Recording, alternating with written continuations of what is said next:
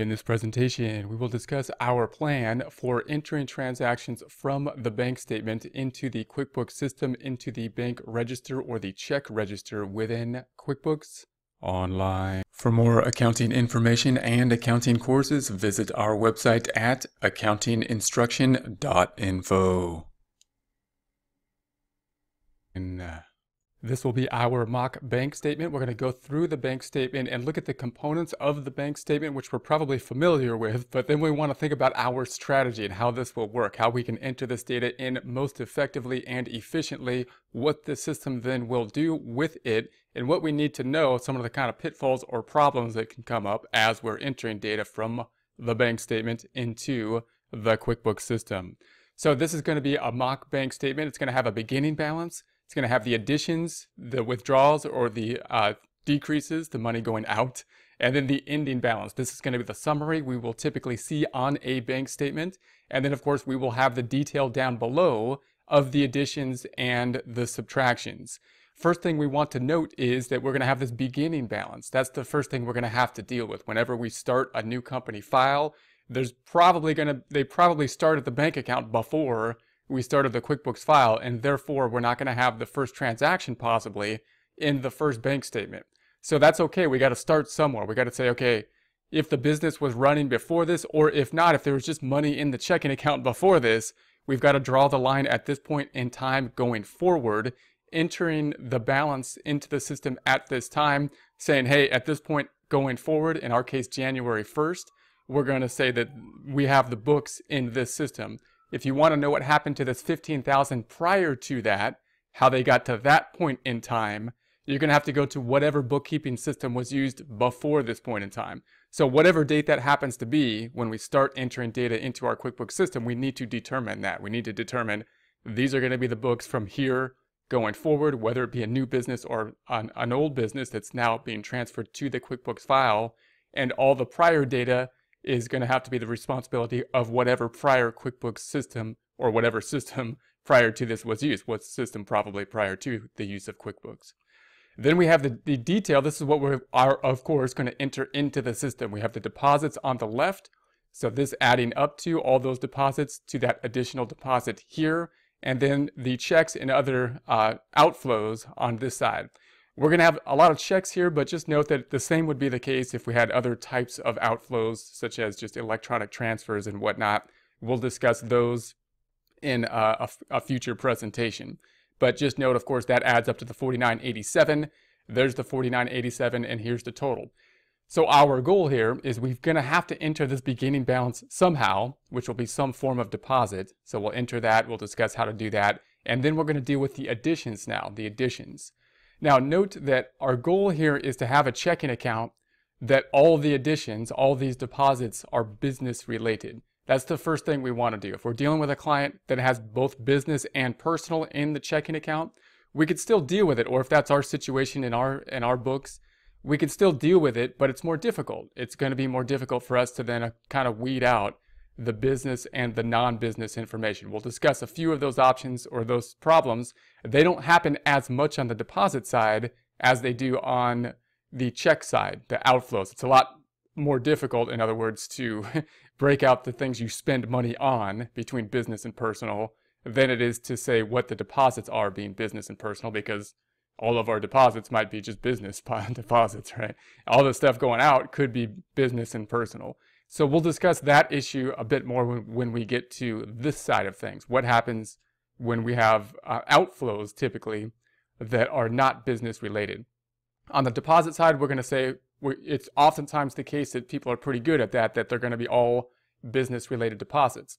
That then is the first assumption that we're going to make, and it's typically going to be a good one, and that's going to be that all the deposits are business related. The second assumption we're going to make, and this is one that there's going to be variance, there's going to be times when this isn't true, and we're going to have to note those times, is that all deposits are coming from customers. And we're going to assume that. We're going to say, well, if there's a deposit into a business checking account, that must have come from the customer. That's going to be our assumption number 2.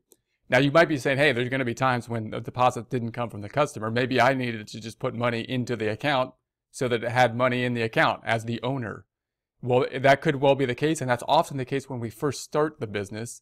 So we'll have to deal with that. So we're going to have to deal with that with our client or ourselves and note when we put money into the business, because we're going to have to differentiate the money that we put in from the general assumption we make that all deposits are from customers. We also might have deposits from, say, a loan. We could take out a loan, same situation. We're going to have deposits, so we have to let our customer or ourselves know when we see a deposit related to a loan. It'll typically be pretty obvious because it'll be a larger deposit possibly, or for a fixed amount. And we'll be able to say, oh, well, that must be a loan. But we got to be able to note that so that we can treat it differently within our bookkeeping system. So those are the assumptions we make. All deposits are going to be business related. All deposits are going to be from customers unless specified in some other format. And then we have to be noted of that so that we can make the proper adjustments at that time. Now, as we enter this data, note that we're not doing anything with timing. And that's going to be the difference between a cash basis and accrual basis, meaning we're not saying, well, when did you earn the revenue? We're not asking about when did you earn the revenue, which is typically what we would do to claim revenue properly under an accrual basis. To get a better picture of that, let's think about the flow of the normal revenue cycle. Here is our QuickBooks Online file. We're going to go back up here and take a look at the flow within QuickBooks Online. But first, want to take a look at the desktop version just so we get an idea there, because the desktop version has a flow chart on the home page rather than having this drop-down menu. And the flow chart might be easier when we first start and picture what we're doing compared to a full-service bookkeeping system. So I'm going to go over to the desktop version then. And so this is the desktop version, not the online version, but you have this flow chart. And so we're considering the customer side because the customer side is ultimately where we have this deposit. And you'll get to see this kind of flow chart of what would typically happen, what we're doing here, and the difference between the two so that we can explain it to others and know exactly what the difference is to ourselves. So the typical process when we think of the cycle of revenue or a deposit would typically be we create an invoice. This would be one method of it. We would create an invoice, and that would be a type of business where we do the work before we bill the client. So if you were like a bookkeeping service would possibly do this, a law firm would do this, many types of industries where the work is actually done, and then we bill the client. And all the bills that we get in the mail, of course, the electric bill and the phone bill, typically are going to be things they're going to say, hey, we provided this service with you last month. Here's the bill for it. And then, so when that happens, then typically we would record revenue at that point in time, and we would record what we call accounts receivable at that point in time. And we would have to then track and make sure that that receivable is received by the customer and track that. Note what we're doing now is not doing that. So if we are depending on the check hitting the bank before we enter the information into the system, our bookkeeping system we are proposing then has no accounts receivable.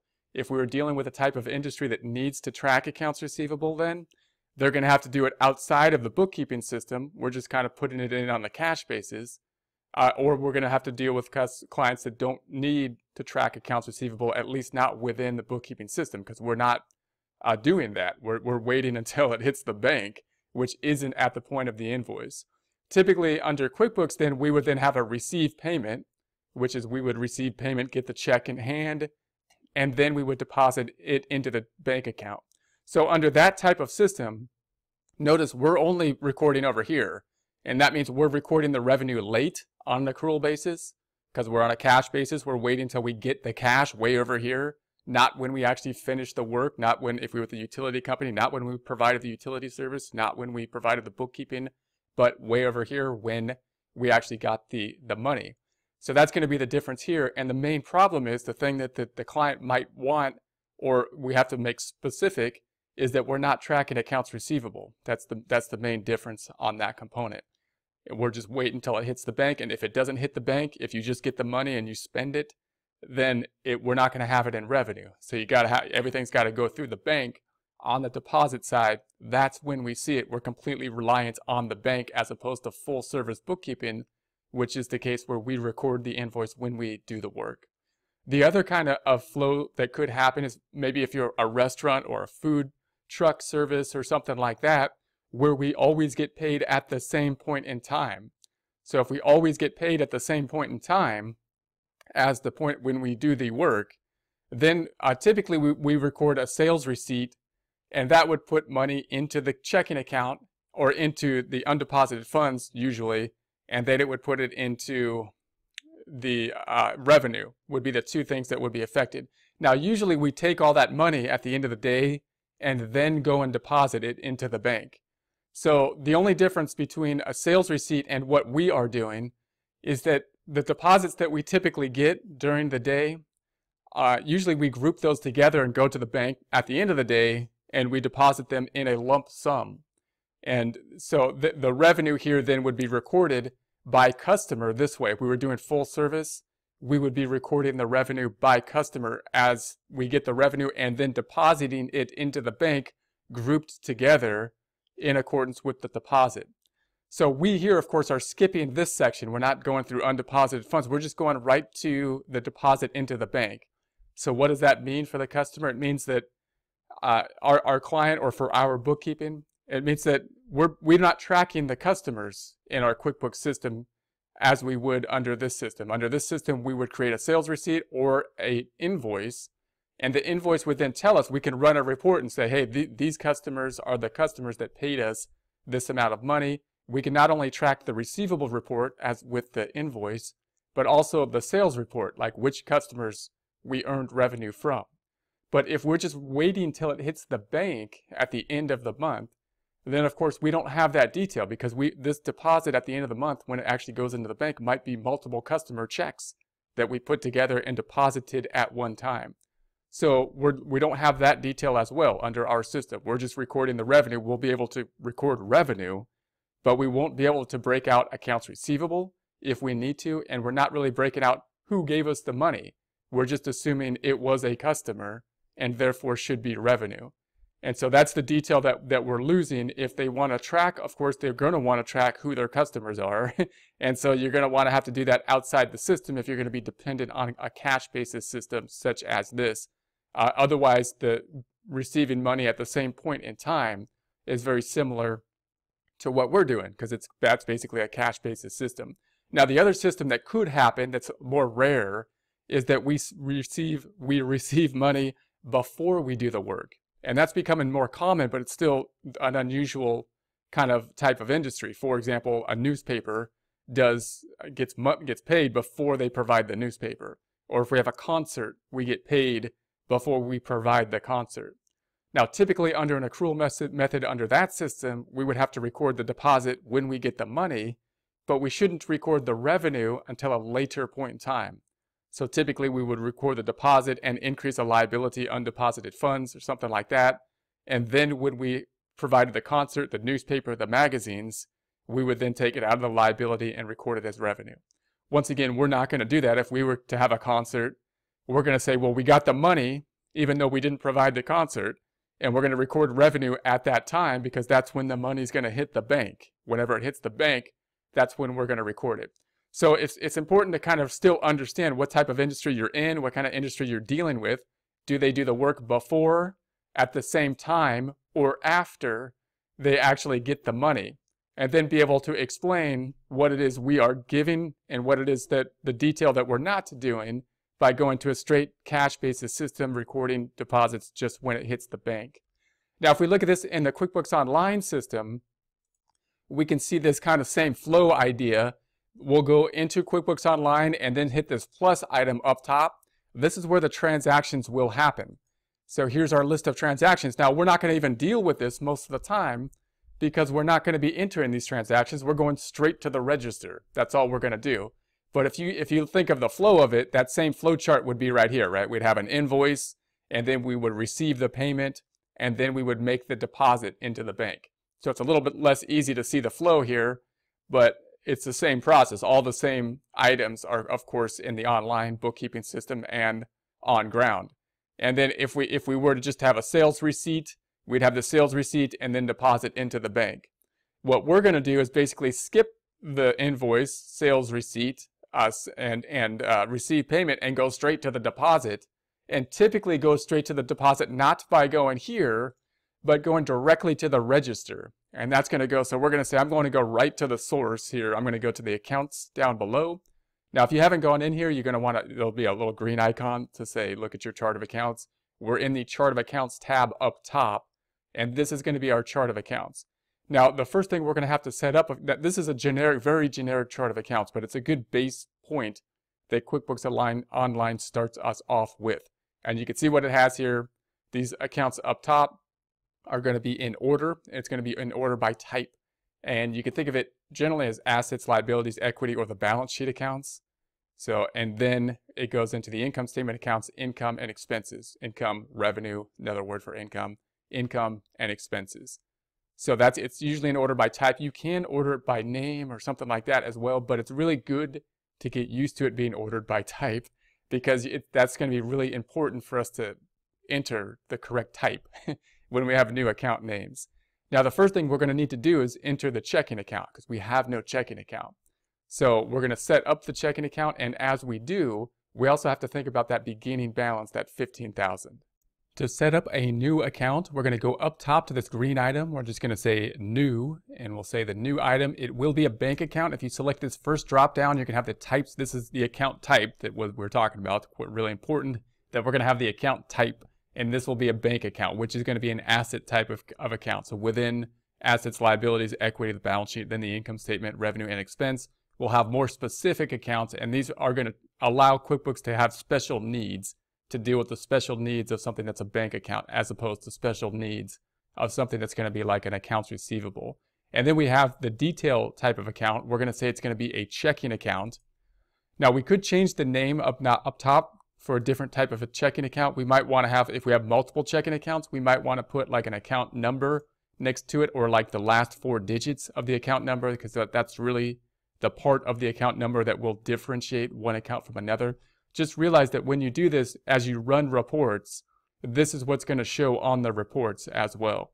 So if you want to make it customized to the point where it's really easy to go to your reports for informational purposes, that's great. And you can do whatever you want with it. You can put account numbers in there, and that's fine. If it's going to be a report that you want to give to others and you want to make it look professional by having very standardized kind of names and not have added things like account numbers, just be aware of that as well as you kind of put the information into the system. Most people, I think most small businesses benefit from using whatever information is going to help them most to go back to the balance sheet or the income statement and understand what is there. So if you need account numbers and whatnot, you can do that. If you need the financial statements to be then formatted in such a way to present it to a bank and clean it up a bit, then you find someone, I would think, a CPA firm or an accountant or someone to help you out to basically just do some formatting with it to help you out with that financial information, which could be the case that would be necessary if you really needed financial statements for like a loan or anything of that nature in any case. Then you could enter the beginning balance down here, and that would be that $15,000 that we started off with. So $15,000. Now I'm going to not do it here, because when you do it here, there's a trade-off. QuickBooks knows that you have to increase the bank account, but it's also going to have to enter something in some other account. And it usually enters it into an account called opening balance equity, which is basically QuickBooks' way of saying, hey, I didn't know where to put this, and that's where I put it. And so what we want to do, I'm going to do it a different way. We're going to enter that into the register as we enter deposits. And there's a pro and con of that method as well. The pro is that we get to decide what the other account will be and put it into a more proper account. But the bad side is that we won't see the beginning balance then in the first bank reconciliation. I want to do that way because I want to be able to see and deal with that problem. As we have the first bank reconciliation, how do we deal with the problem where the beginning balance doesn't tie out? And there's a way to deal with that, and I want to be able to check that out. So we're going to go ahead and just say save and close here. And that'll give us our new account. There's our checking account up top. It's a bank account type. It's a detail of a checking account. We're now going to take a look at the register for it. So notice all the balance sheet accounts have registers. The income statement accounts do not, as well as retained earnings. But the income statement accounts do not have a register. And that's because the balance sheet accounts are permanent accounts and the income statement accounts are temporary. So we're going to go into the register for the balance sheet account. And this is where we're going to enter most of our data. This will remind you a little bit of if you ever just, entered data into your check register, like a handwritten check register. This will be similar to that. It's one of the most direct ways that you can enter transactions. And since we're dealing with all cash, this will be the easiest and fastest way for us to just enter the data directly into the register. So you can see the types of transactions we can have here. And we're going to use these items to basically just enter this information directly into the register, where we have the reference number, the payee, the memo, the payment or the deposit, increase or decrease to the balance. And then here's the balance over here. We have the balance up top. We'll discuss this more as we start to enter data next time. For more accounting information and accounting courses, visit our website at accountinginstruction.info.